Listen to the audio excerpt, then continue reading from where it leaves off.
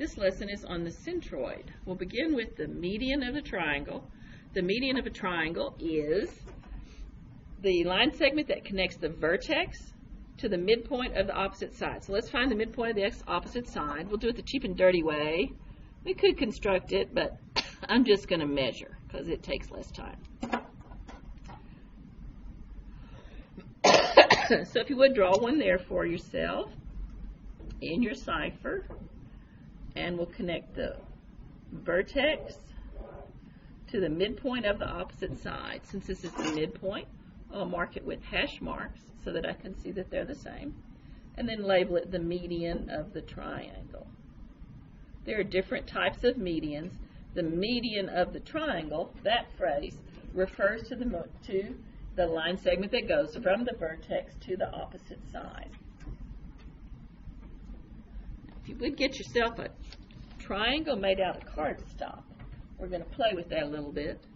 First off, do it really carefully. Don't fold it like we've done on the other triangles, because it won't make as good of a trick as it will if you don't fold it. So go ahead and measure. Take one side, find the midpoint by measuring. Make it as accurately as you can because you're going to want it to work. Hopefully it'll work when we get to it. Mark the midpoint.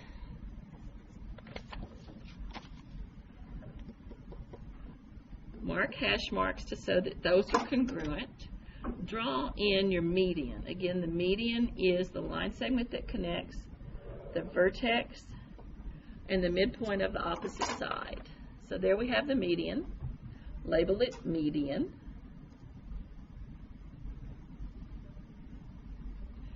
It's not an angle bisector, by the way. Not necessarily. It might happen to be, but it's not necessarily an angle bisector. Go ahead and do the same thing for the other two sides of your triangle. Measure carefully so you'll have a good deal at the end. Connect the midpoint to the opposite vertex. Mark that the line segments are congruent and label that it's a median. Do it to all three, and do measure them well, and even the last one, because you want it to work. That way you can find if you made a mistake or not.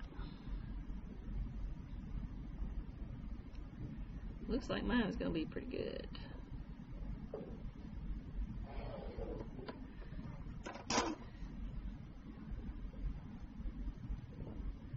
Label it as the median. Mark that the line segments are congruent. This is the concurrency of medians, and it's called the centroid. So write that in.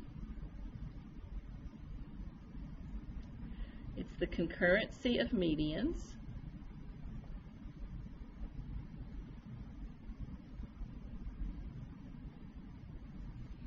Take your compass. Let's learn a little bit about this centroid. Okay, notice first off that from the centroid to the side where the midpoint is always smaller than the side from the centroid to the median, to the angle, to the vertex.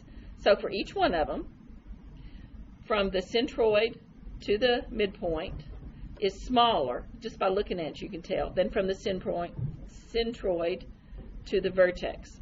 Put your compass in, put the point at the centroid, open the pencil up to the distance that represents the portion from the centroid to the midpoint.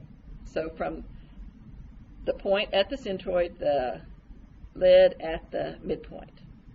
Then turn that around on the same median, mark off that distance so that this is the same distance as the distance from the centroid to the median.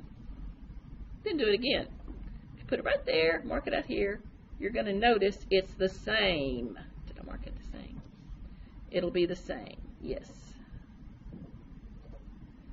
So what we see, and go ahead and do it on all three of them to make sure that it works on all three of them, but it does.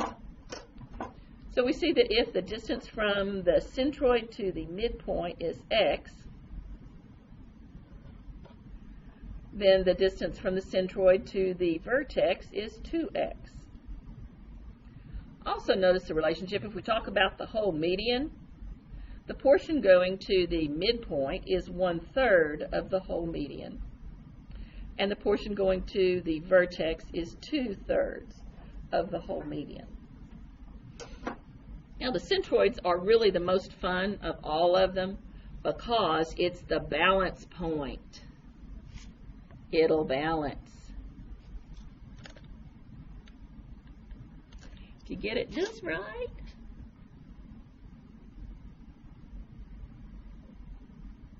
I can't get it.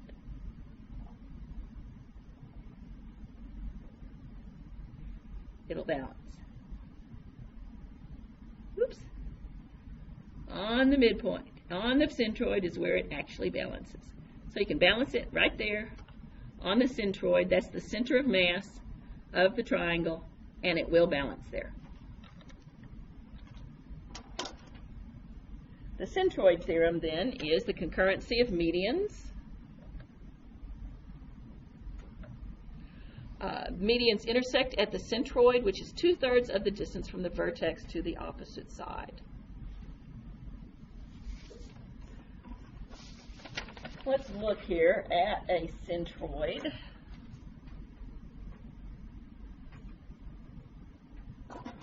Look here and we see, okay, it says that G is the centroid of this triangle. So what does that mean about the line segment G to F? It's half the length, because it's going to the midpoint, of the one is that goes to the vertex, so it's 3. On the side AC, we see that the portion from A to F is 12, but since G is the centroid, that means F is the midpoint, which means this portion, FC, is 12. We have that DC is 15, then 2/3 of 15 is between C and G, which would be 10, and 1/3 is between D and G, which is 5. So the centroid's a happy little thing. It's very convenient. However, sometimes you've got to calculate it algebraically. Y'all are all proud graduates of Algebra 1. So being proud graduates of Algebra 1, let's use a little bit of algebra here to figure out how we can calculate what the centroid would be for this triangle. Now this one's pretty easy. This one's pretty easy because it's got some lines that are parallel and perpendicular, and life just gets a little easier. So let's look here first. Got to go from the vertex to the midpoint of the opposite side. Oh, how are we going to find the midpoint of the opposite side? If only we had a formula for the midpoint of the opposite side. Oh wait, we do, and you all just had to memorize it.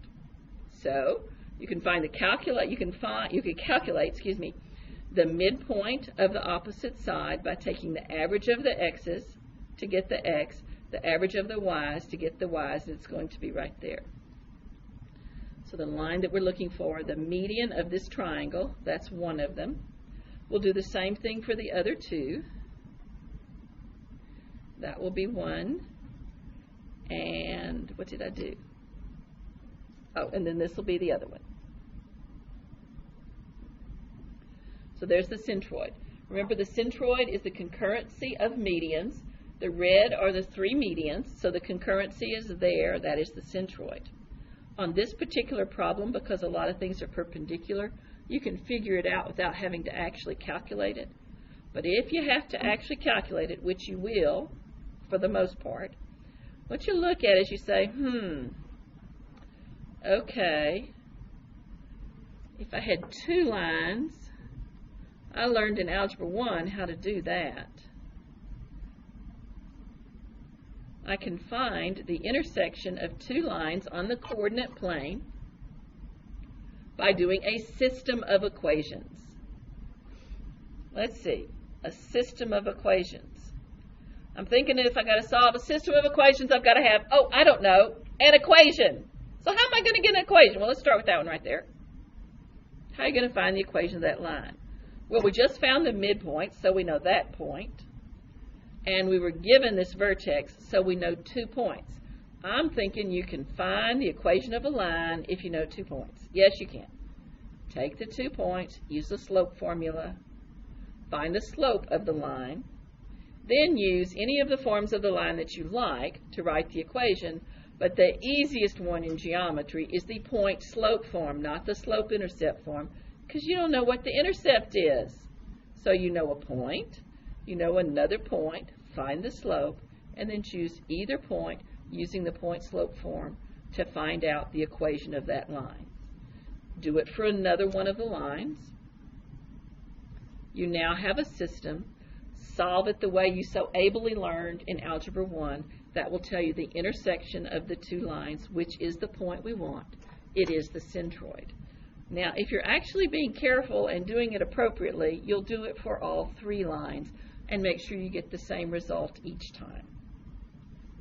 Here ends the lesson.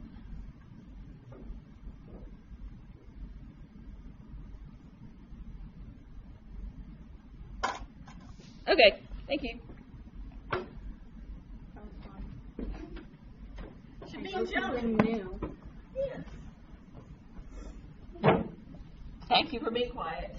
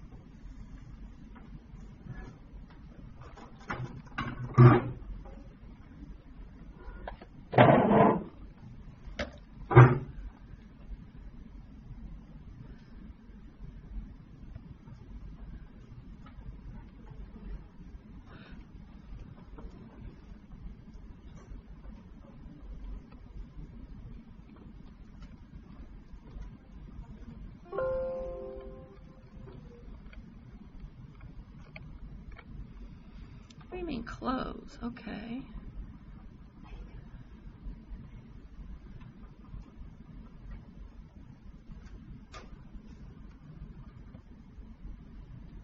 It's still running. I thought I closed it. Tell it to stop.